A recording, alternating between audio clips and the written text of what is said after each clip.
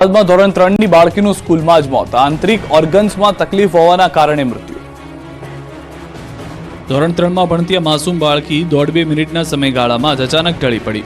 Hospital પહોંચાડી પરંતુ કમનસીબે તેઓનો જીવ ન બચાવી શકાયો। હૃદયને હચમચાવી નાખતી આ ઘટના અમદાવાદની ઝેબર સ્કૂલની છે, જ્યાં સવારે 7:34 આસપાસ ગાર્ગી રાણપરા નામની આ બાળકી સ્કૂલની લોબીમાં દેખાય છે।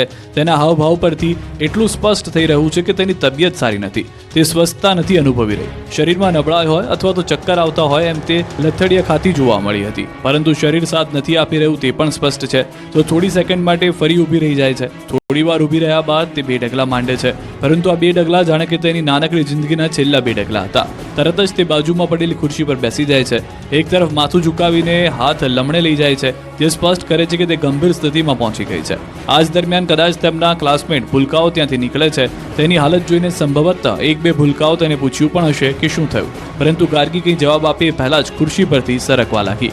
બિચારા ભૂલકા ગંભીરતા જાણતા ન હતા અને નહોતી પણ જાણ કે ગાર્ગી સાથે જે થઈ રહ્યું છે તે શું છે, એટલે બાળકો ત્યાંથી પોતાના ક્લાસરૂમ તરફ જતા રહે છે। શિક્ષિકાઓ પણ ત્યાં જ ઊભી છે, પરંતુ ગાર્ગી તરફ તેમનું ધ્યાન નથી। પરંતુ દૂર ઊભેલા એક શિક્ષિકાનું ધ્યાન ખુરશીથી ગબડેલી ગાર્ગી ઉપર પડ્યું। બધા દોડીને ત્યાં પહોંચ્યા અને ગાર્ગીને મદદ કરવાનો પ્રયાસ કર્યો। માત્ર ગણતરીની સેકન્ડોમાં જ માસૂમ ગાર્ગીએ દુનિયાને અલવિદા કહી દીધું।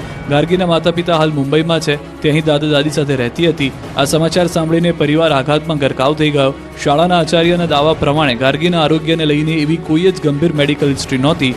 હાલ તો નાનકડી બાળકીની આ પ્રકારે ઓચિંતી વિદાયથી શોકની લાગણી પ્રસરી છે, સાથે જ દરેક માતા પિતા પણ પોતાના બાળકોના સ્વાસ્થ્યને લઈને ચિંતાતુર થઈ ગયા છે। કડકડતી ઠંડીમાં હળવદ અને ટંકારામાં તસ્કરોનો કહેર।